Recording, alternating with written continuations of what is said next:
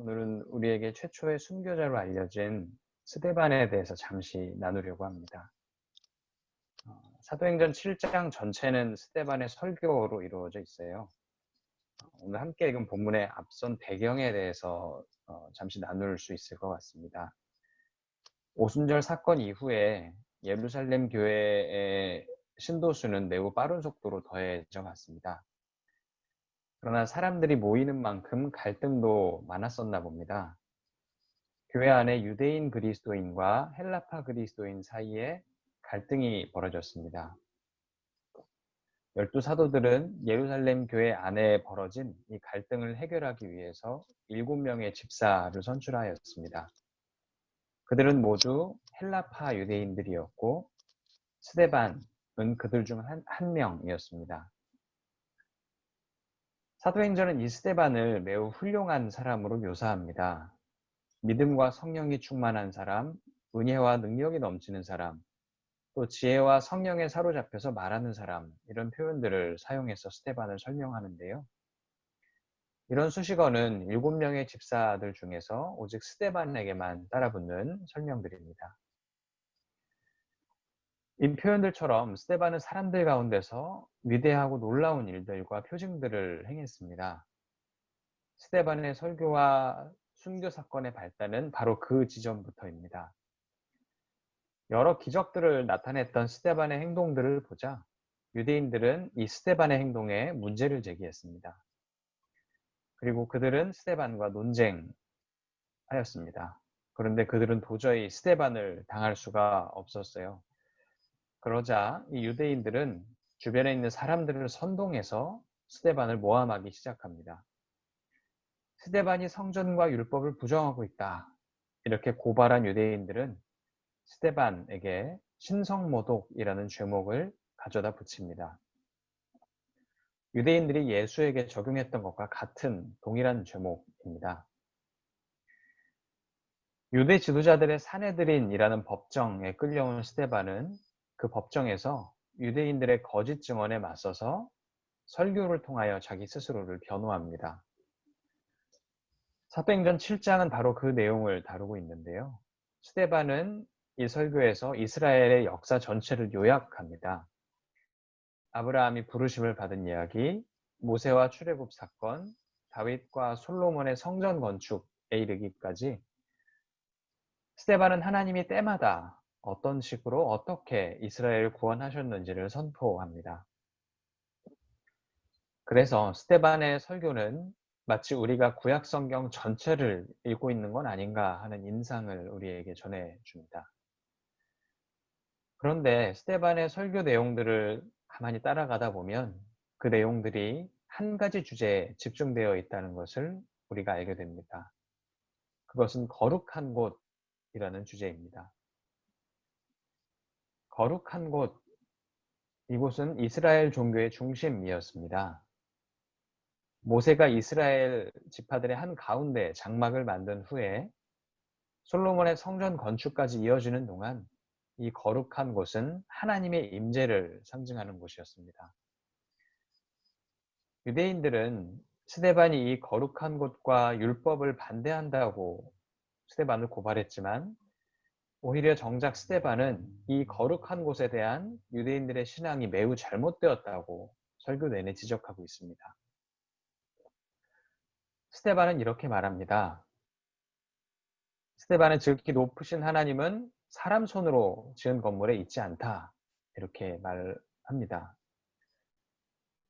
스데반의 이 선포는 이스라엘의 하나님이 예루살렘 성전이라는 장소에 얽매이지 않는 분이며 또 예루살렘 성전만이 하나님이 임재하시는 유일한 장소라고 생각하는 유대인들의 그 사고가 잘못되었다는 것을 지적합니다. 우리가 자주 고백하듯이 하나님은 어디에나 계신 분이지요. 하나님은 아브라함이 어느 땅에 있든지 그에게 항상 나타나셨습니다.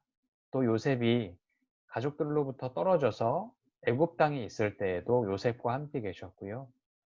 모세가 미디안 광야에 도망쳐서 도피자 생활을 할 때에도 그곳에 나타나셨습니다. 그리고 야훼 하나님은 광야에서는 자신의 임재를 상징하는 장소인 성막을 계속해서 이동시킵니다. 그리고 후에 솔로몬이 고정된 성전을 지었을 때조차도 하나님은 어느 한 곳만을 거룩한 땅으로 정하지 않으셨습니다. 에베소서의 고백처럼 하나님은 만유 위에 계시고 만유를 통일하시고 만유 가운데에 계시는 분이신 것이죠. 사람이 지은 건물에 갇혀 사는 것도 아니고 특정 공간에 제약을 받지도 않는 것이 바로 하나님의 속성입니다. 그런데 하나님은 이스라엘에게 지속적으로 자신이 특정한 장소에 갇혀 있지 않다는 것을 말했음에도 불구하고 반대로 이스라엘 사람들은 하나님을 성전에 가두었습니다. 그리고 유대인들의 인식이 계속해서 그렇게 굳어져 간 것이죠.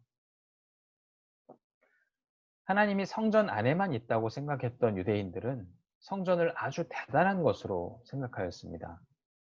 그리고 성전 안에 보관되어 있었던 율법을 우리가 매우 잘 지키고 있다. 이런 자부심 역시 유대인들에게 매우 대단한 것이었습니다. 그런데 스데반은 사도행전 7장 내내 자신의 설교를 통해서 이스라엘의 유대인들의 이와 같은 모습을 고발합니다. 이스라엘은 언약궤와 장막이 그 무리 안에 있을 때조차도 금송아지 사건과 같은 우상 숭배를 하였다고 스데반이 고발하고 있는데요. 스데반이 꼬집는 지점은 이스라엘이 하나님을 기억하지 못했기 때문에 혹은 하나님이 옆에 안 계셨기 때문에 우상 숭배에 빠져든 것이 아니라 하나님이 심지어 그들과 함께 있음을 뚜렷이 알고 있었음에도 동시에 우상을 섬겼다는 바로 그것을 스데반이 말하고 있습니다.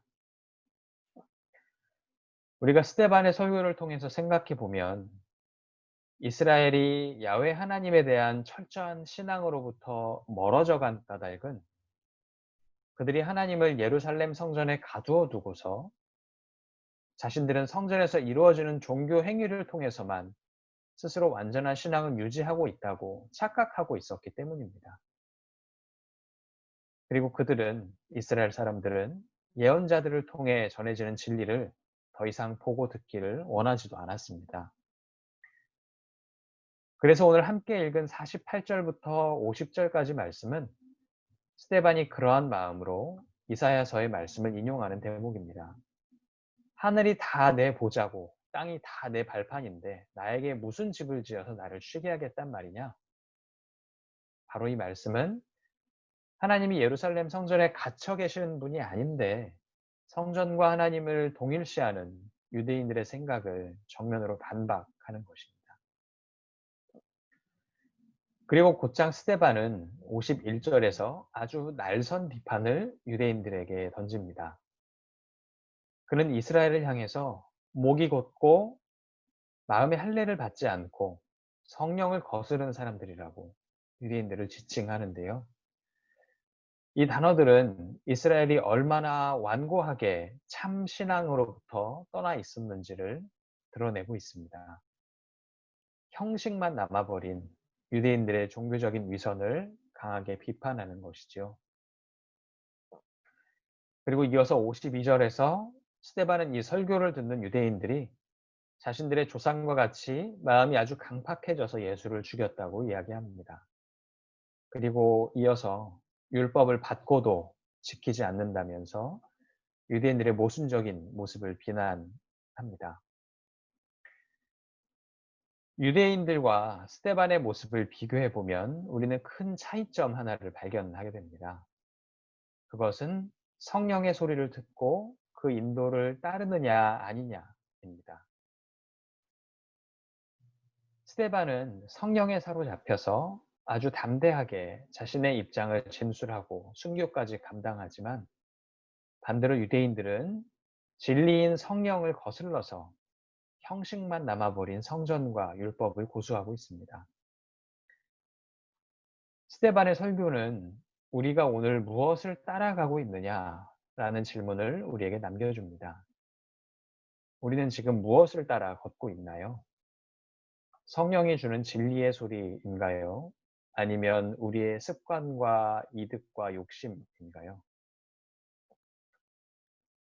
최근에 이어진 산림교회 예배 설교의 말씀들과 산림 세미나에서 이 혼란한 시기에 우리에게 전해지는 성령의 소리는 우리 삶과 신앙과 인류 문명의 모든 방향을 돌이켜서 생각하고 무엇이 참으로 정의와 평화를 실천하며 생명을 살리는 길인지를 깨닫는 것이라는 마음이 들었습니다. 그리고 세계 곳곳에서 신음하는 피조물들의 소리를 듣는 것이 또한 성령의 소리를 듣는 것이겠구나라는 마음도 갖게 되었습니다. 모든 피조물들의 신음소리가 다른 한편으론 성령의 소리라고 느껴지기도 합니다. 현재 우리에게 닥친 전염병의 위기, 환경의 위기, 또 인간의 문명과 우리 모든 체제의 위기는 우리가 그동안 당연하게 여겼던 모든 것을 뒤돌아보게 만듭니다. 기독교인의 생활과 모임 역시 동일합니다. 의미와 정신은 빠진 채 형식만 남아버린 요소들이 우리 신앙생활 곳곳에서 보입니다. 오로지 예배와 모임만을 위해서 천문학적인 액수를 들여서 지은 성전들이 대면 접촉이 금지된 이 전염병 상황에서 얼마나 거룩한 가치가 있는 곳일까요? 교회가 진행하던 각종 모임과 집회들이 과연 그동안 얼마나 생명을 살리고 사랑을 실천하고 있었을까요? 교회 모임 안에서만 하나님을 만날 수 있다고 말했던 그 많은 기독교인들은 과연 지금 이 순간도 교회 밖에서 차별과 폭력과 환경위기와 기타 여러 가지 이유로 아파하고 신음하고 있는 생명들에게 그동안 얼마나 관심을 두고 있었을까요? 어떤 의미에서는 사도행전 속에서 스데반이 유대인들에게 날린 일갈은 2000년 후인 오늘 그리스도인들을 향한 외침이기도 한 것처럼 들립니다. 우리가 거룩하다고 말하는 곳에 하나님이 계시는 것이 아니라 하나님이 계시는 곳이 거룩한 곳입니다. 하나님은 자신의 피조물이 가장 고난받는 곳에 그곳에 가장 먼저 계십니다. 성전 안에 있는 하나님이 아니라 전 지구와 함께 울고 또 웃는 하나님을 생각하면서 우리의 삶과 신앙의 양식을 재편해야 하겠습니다. 오늘 본문 말씀 중에서 유대인들의 말도 안 되는 겁박과 고발에도 불구하고 스데반이 꿋꿋하게 유대인들에게 진리를 전하고 그들의 박해를 두려워하지 않았던 이유는 그가 성령이 충만하여서 진리이신 하나님을 마주하고 있었기 때문입니다. 성령은 생명의 영이요, 진리의 영입니다. 바라기는 우리 모두가 각자의 삶 깊숙이 성령에 사로잡혀서 이 시대를 살려내는 진리의 사람들이 되었으면 합니다. 여러분, 하나님은 우리를 살림교회로 또 그리스도의 몸된 교회로 부르셨습니다. 그것은 성령을 나타내는 표본으로 이 땅에서 살아가라는 부르심이기도 합니다. 그 부르심에 참되게 응답하는 것은 특정한 종교적인 행위와 형태, 공간 속에 박제되어서 죽어가는 말씀이 아니라 우리 삶의 모든 영역, 어디에나 계신 하나님을 향해서 항상 깨어있는 것입니다. 교회 안과 밖의 모습을 자로 재듯이 갈라놓고 교회가 마치 독립된 공간인 양 현실의 삶을 전혀 다르게 살아왔던 우리의 태도를 버리는 것입니다. 진리의 영이고 생명의 영이신 성령이 우리를 지금도 인도하고 계십니다. 우리 각자가 참 살림의 일꾼들이 되어서 우리의 삶과 이 시대의 교회와 사회와 우리의 문명 모두를 살려나갈 수 있기를 간절히 소망합니다. 잠시 침묵으로 기도하겠습니다.